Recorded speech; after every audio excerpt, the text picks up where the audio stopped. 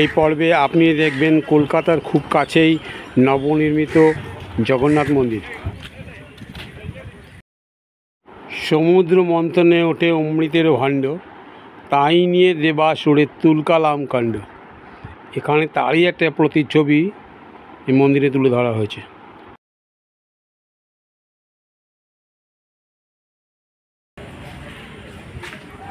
হাজরা কালী মন্দির কর্তৃপক্ষের কাছ থেকে জানতে পারলাম প্রায় 550 বছরের পুরনো।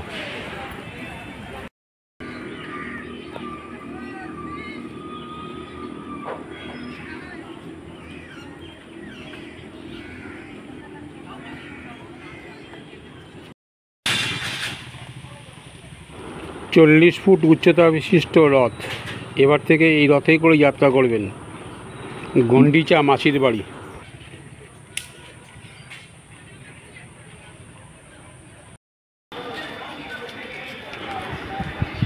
বালিগঞ্জ স্টেশন থেকে আমি আমার যাত্রা শুরু করলাম, কারণ আমি যেহেতু সাউথ 24 পরগনায় থাকি, নুঙ্গি স্টেশন থেকে ট্রেন বজবজ লোকালে ট্রেনে উঠে বালিগঞ্জে নেমেছি এবং সেই বালিগঞ্জ থেকেই ভিডিও শুরু করছি।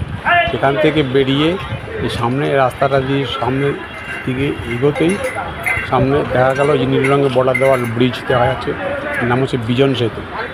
এই বিজন সেতুর উপর দিয়েই আমি ওই দিকে যাব, হচ্ছে নিউ টাউন সাপুরজির দিকে।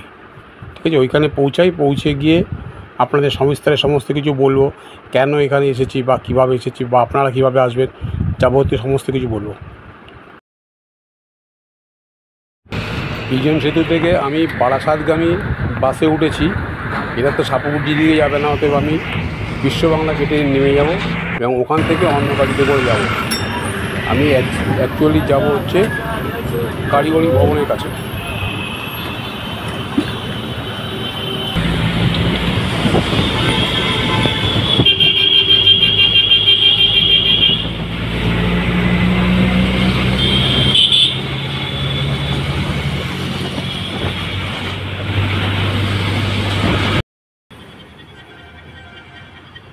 আমি নেমে পড়লাম বিশ্ববাংলা গেট। নেমেই প্রথমে চোখে পড়লো হিটকো ভবন, কবি রবীন্দ্র তীর্থ। এ দেখুন, এটা হচ্ছে গিয়ে মেন হচ্ছে বিশ্ববাংলা গেট। কত অভিনব পদ্ধতিতে তৈরি করা, চারদিক দিয়ে 4টে পিলার তুলে উপর দিয়ে একটা গোল রাউন্ড করে এটা পুরো রেস্টুরেন্ট করা রয়েছে। ঠিক আছে, একদিক দিয়ে লিফটে ওঠার ব্যবস্থা আছে, আবার একদিক দিয়ে সিঁড়িরও ব্যবস্থা আছে। এইটা দিয়ে লিফটে উঠে যায়, উঠে গিয়ে এইখান দিয়ে দেখুন লোক যাতায়াত করছে। এটা যে একটা রেস্টুরেন্ট, দেখে কত অভিনব লাগছে। খুব সুন্দর একটা জিনিস কলকাতার মধ্যে তৈরি হয়েছে। যাই হোক, এর নিচে দিয়ে ওই রবীন্দ্র তীর্থের পাশের দিকে রাস্তাটা চলে গেছে, ওইখান দিয়ে সাপুরজি যাওয়ার অটো রয়েছে, বাস রয়েছে। আমি ওখান থেকে বাসে করে চলে এলাম এই যে কারিগরি ভবন। এখান থেকে এলাম, মাত্র 10 টাকা নিল।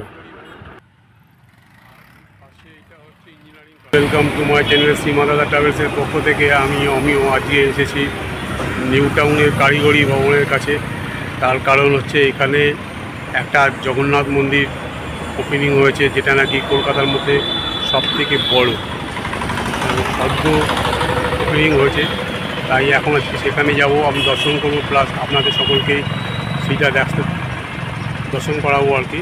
কলকাতার সবথেকে বড় জগন্নাথ মন্দির, এবং শুধু জগন্নাথ মন্দির নয়, এখানে আরও অনেক দেবদেবীর ইয়ে রয়েছে। তো চলুন দেখা যাক কী আছে না আছে। আর যেহেতু এটা একটা নতুন মন্দির তৈরি হয়েছে, দেখে যদি ভালো লাগে তাহলে আপনি বেশি বেশি করে শেয়ার করবেন। যারা অনেক দূরে থাকে, আসার অসুবিধা হচ্ছে, তারাও যাতে ঠিক মতন করে ভার্চুয়ালি দর্শন করার সুযোগ পায়। ঠিক আছে, চলুন এবার দেখা যাক। আমি এখন আছি কারিগরি ভবনের কাছে। এই যে এই দিক দিয়ে কারিগরি ভবন, আর ওর পাশে হচ্ছে ইঞ্জিনিয়ারিং ইউনিভার্সিটি কলেজ, ইএমই। ঠিক আছে, এই যে নীল বিল্ডিং আছে কারিগরি ভবন। আমি এই পাশ দিয়ে এখন ঘুরে যাবো ওইখান দিয়ে। চলুন কীভাবে যাচ্ছি। আমি রাস্তায় এপারে নেমেছি, ওইখান থেকে ওই পাড়ে চলে যাচ্ছি। ওই পাড়ে গিয়ে ওখান থেকে ভিডিওটা পুরোটা দেখার অনুরোধ রাখলাম, কারণ অনেক আজকে যা কিছু দেখবো সবই নতুন নতুন জিনিস। ঠিক আছে, চলুন দেখিয়ে দেখা যাবে। এবার এই হচ্ছে কারিগরি ভবন, আর এই রাস্তাটি সোজা এসে এই রাস্তাটাতে ঢুকতে হবে। ঠিক আছে, মন্দির দেখা যাচ্ছে এখান থেকে, এই রাস্তা দিয়ে সোজা ঢুকলে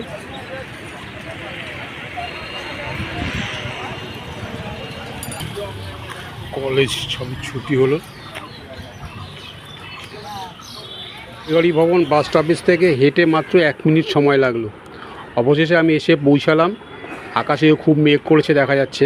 যাই হোক, মন্দিরের সামনে ঢুকতেই প্রথমেই দুটো বড় বড় গেট দেখা গেল, এখনও ইনকমপ্লিট, যদিও গেটগুলো খুব সুন্দর লাগবে তৈরি কমপ্লিট হলে।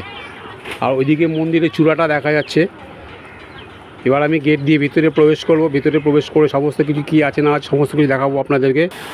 ভিতরে ঢুকেই প্রথমেই একটা জলের ফোয়ারা সুন্দর নীল রঙের বেদির মতন করে ঘিরেছে, এবং তার পাশে ফুলের গাছ বসানো, এবং পাশে বসবার মতন জায়গা করে দেওয়া আছে। ঠিক আছে, এই অনুষ্ঠান সদ্য শেষ হয়েছে, গতকাল অনুষ্ঠান শেষ হয়েছে। আমি ভেবেছিলাম আজকে উল্টোরথ, আজকে দিনব্যাপী থাকবে, কিন্তু অনুষ্ঠান সদ্য শেষ হয়েছে। এখন ভাঙা মেলার মতন অবস্থা। যাই হোক, যতটুকু পারবো তোলার চেষ্টা করব। একটা কালো রঙের বড় গম্বুজ দেখা যাচ্ছে, যেটা পুরীর মন্দিরের সামনে, মূল গেটের সামনে যেরকম থাকে সেরকম একটা মন্দির গম্বুজ রয়েছে। মন্দিরের সামনের দিকটা দেখুন কত সুন্দর লাগছে।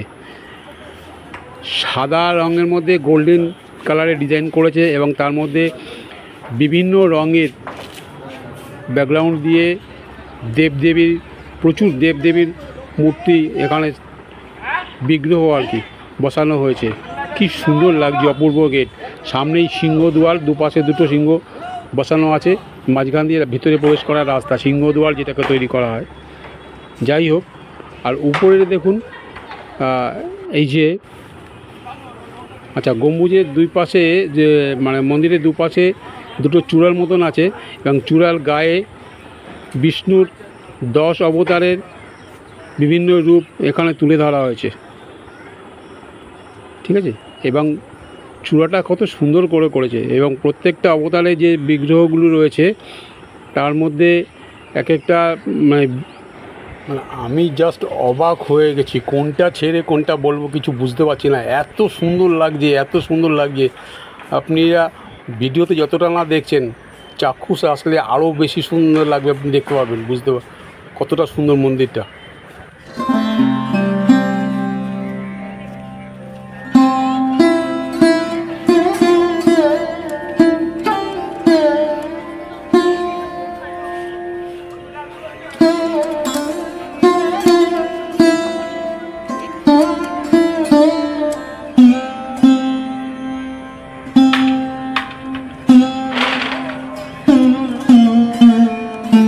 ওপরের দিকে চিত্রের মাধ্যমে নানান পৌরাণিক কাহিনীগুলো তুলে ধরা হয়েছে, আর নিচে যেইগুলো করা আছে এগুলো সব বিগ্রহ।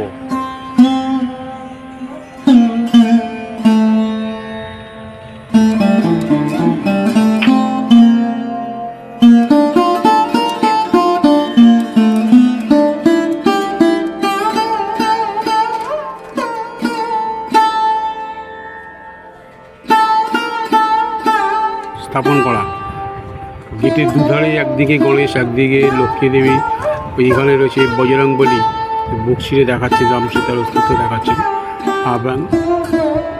ঠিক আছে,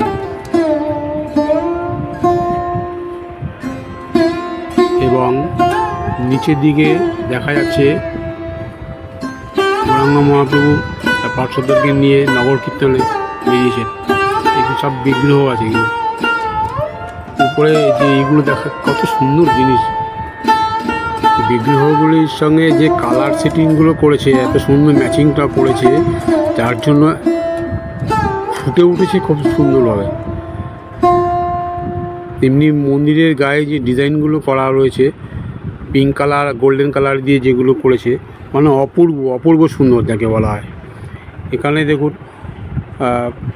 এই সমুদ্র মন্থনের একটা স্মৃতি এখানে তুলেছে। একদিকে অসুর, একদিকে দেবতারা সমুদ্র মন্থন করছেন।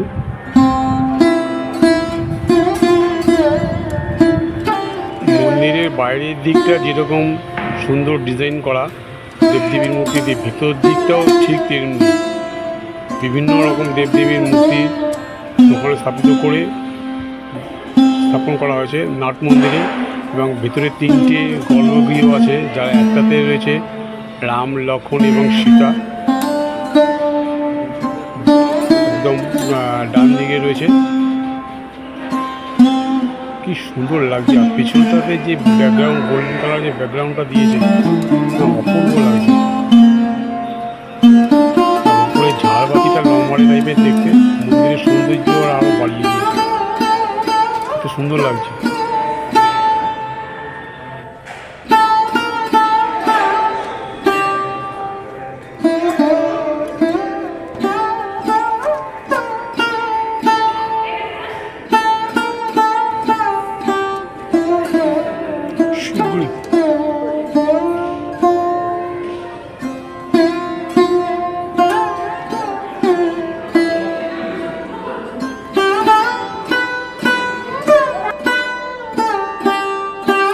বাঁদিকে রয়েছে বজরংবলীর মূর্তিগুলো সবকটাই শ্বেত পাথরের মূর্তি। এবং বজরংবলীর মাথার উপরে যে ঝাড়বাতিটা দিয়েছে কত গোলাকৃতি, কত সুন্দর লাগছে।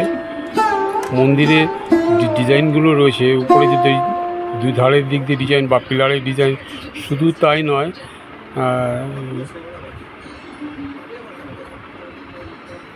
দরজার ডিজাইনগুলো দেখুন, দরজা কাঠের মধ্যে যে ডিজাইনগুলো করা, এমনকি পিলারের মধ্যে যে গোল্ডেন প্লেটের মধ্যে দিয়ে ডিজাইন করেছে তার সঙ্গে কালার কম্বিনেশন করে করা, এবং দেবদেবীর মূর্তিগুলোর সঙ্গে সেট আপ করেছে। মানে এক কথায় আমার অপূর্ব লাগছে, অপূর্ব সুন্দর। এখানে পঞ্চমুখী হনুমান রয়েছে হনুমান মন্দিরের উপরেই, আর মাঝখানটাতে একটা ঝাড়বাতি রয়েছে।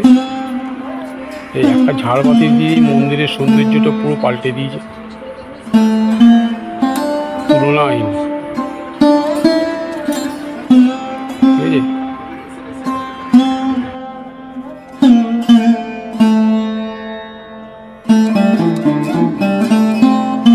এইবার চলে এলাম এই জগন্নাথ দেবের গর্ভগৃহে, একদম মাঝখানেই।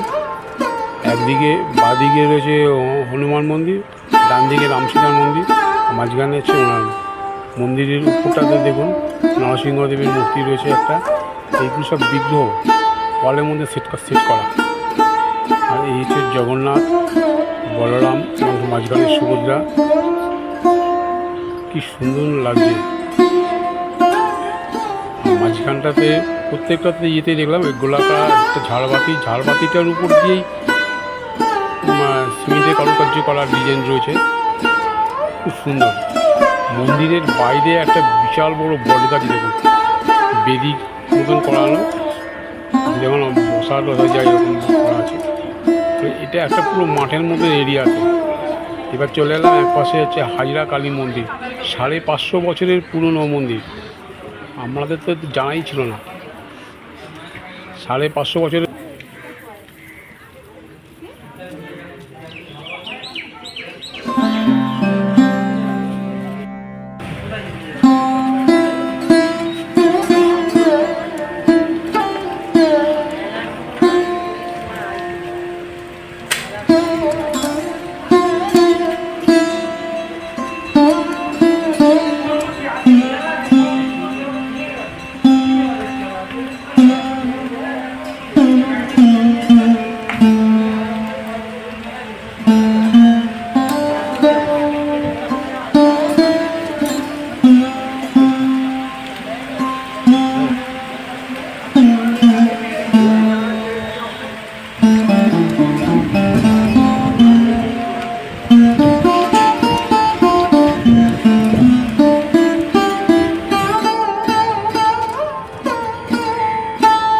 দেখুন মন্দিরের গায়ে বিভিন্ন পৌরাণিক কাহিনীগুলো চিত্রস্বরূপ করা আছে।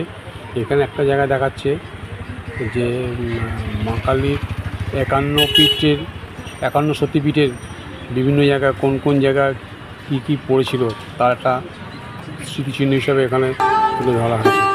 তারাপীঠ রয়েছে, কালীঘাট রয়েছে, বিভিন্ন জায়গার মন্দির। আর এখানকার প্রত্যেকটা মন্দিরের একটা জিনিস দেখলাম। মন্দিরের চূড়াগুলো প্রায় একই রকম স্থাপত্য বজায় রাখার চেষ্টা করছে প্রত্যেক কটা মন্দিরে।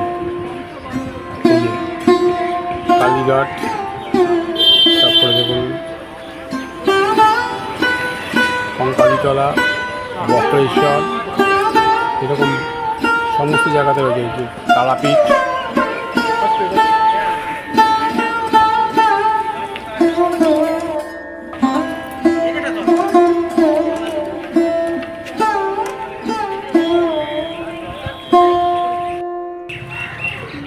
বলি প্রথা এখনও রয়েছে এখানে। কেউ মানসিক দিলে বা বিশেষ বিশেষ পুজোর সময় এখানে বলি দেওয়া হয়। আর পুজো দেওয়ার সময় মোমবাতি ধূপকাঠি জ্বালানোর জন্য আলাদা করে বাইরে জায়গা করা রয়েছে, ঠিক আছে। শিব পর্বত,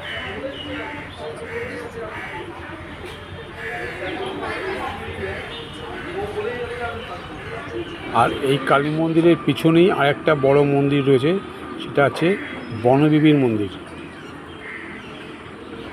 অ্যাকচুয়ালি এটা বনদেবী, হিন্দু মতে বনদেবীর মন্দির বলা হতো, কিন্তু যেহেতু এটা মুসলিমদের কিছু একটা ব্যাপার আছে যে বনে জঙ্গলে হিংস্র জন্তুদের হাত থেকে রেহাই পাওয়ার জন্য এরাও একটা সময় পূজা অর্চনা করতেন। সেই থেকে বনদেবী বনবিবি হয়ে গেছে। সেই বনবিবির মন্দির রয়েছে, খুব সুন্দর। এই দেবীর বাহন হচ্ছে বাঘ। মূলত বাঘের হাত থেকে রক্ষা পাওয়ার জন্যই এই বনবিবির পূজা করা হতো। খুবই সুন্দর মায়ের মূর্তিটা, অপূর্ব। পাশেই রয়েছে একটা সুন্দর রাধাকৃষ্ণের মন্দির, কিন্তু প্যান্ডেল খোঁড়ার কাজ করছে বলে ভালো করে তুলতে পারলাম না। আপনারা এসে চাক্ষুষ দেখে যাবেন, খুব সুন্দর। এখানে প্রত্যেকটা মন্দির কালারফুল। জয় বৃন্দা দেবী। ভোলে বাবা এখানে একাই বসে আছে। কেমন আছো বাবা? ভালো আছো তো?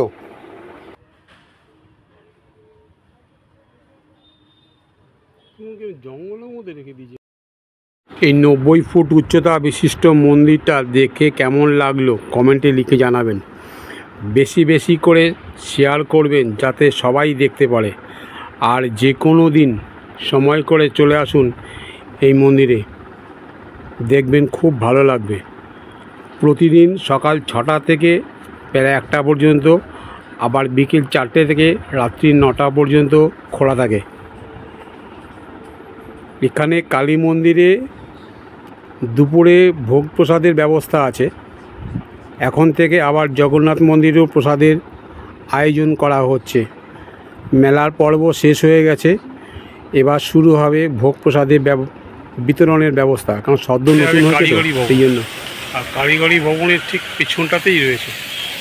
কারিগরি ভবনের পাশ দিয়ে যে রাস্তাটা পিছন দিকে ঢুকে গেছে, এই দেখুন আমার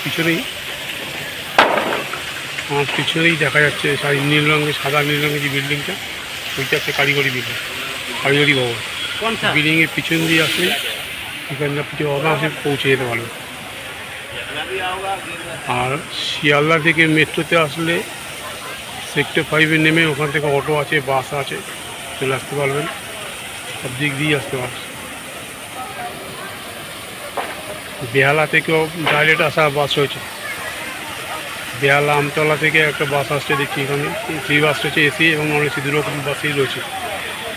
ডাইরেক্ট কারিগরি ভবন আসছে, এক বাসে করেই আসতে পারবেন। তাতে কারিগরি ভবনটা মনে রাখলেই হবে। নিউ টাউনে কারিগরি ভবন আসবেন, ছাপুরজি আসার যে কোনো বাস ধরেই আপনি আসবেন। আর ইনকেস যদি ধরুন মনে করুন বাস পেতে দেরি হচ্ছে, তাহলে ওখান থেকে যে কোনো বাসে উঠে আপনি ইয়েতে নেমে আসবেন, কারিগরি বিশ্ববাংলা গেট থেকে আপনি অটো ধরে নিতে পারবেন বা বাসে নিতে পারবেন। আমি বিশ্ববাংলা গেট হয়ে এসেছি। বিশ্ববাংলা গেট থেকে বাসে 10 টাকা আমার ভাড়া নিলাম, 5 মিনিট সময় লেগেছে বাসে, ঠিক আছে। কমিউনিকেশনের কোনো প্রবলেম নেই। কলকাতার যে কোনো প্রান্ত থেকে আসা যেতেই পারে, কিন্তু যে কোনো দিন আপনি সময় করে চলে আসবেন, ঠিক আছে। ভিডিওটা আপাতত এইখানেই রাখছি। কেমন লাগছে কমেন্ট বক্সে লিখে জানাবেন, আর বেশি বেশি করে শেয়ার করে দেবেন। আবার দেখা হবে পরের অন্য কোনো ভিডিওতে। আপাতত এখানেই রাখছি, ঠিক আছে? ততক্ষণ আপনারা সুস্থ থাকুন, ভালো থাকুন।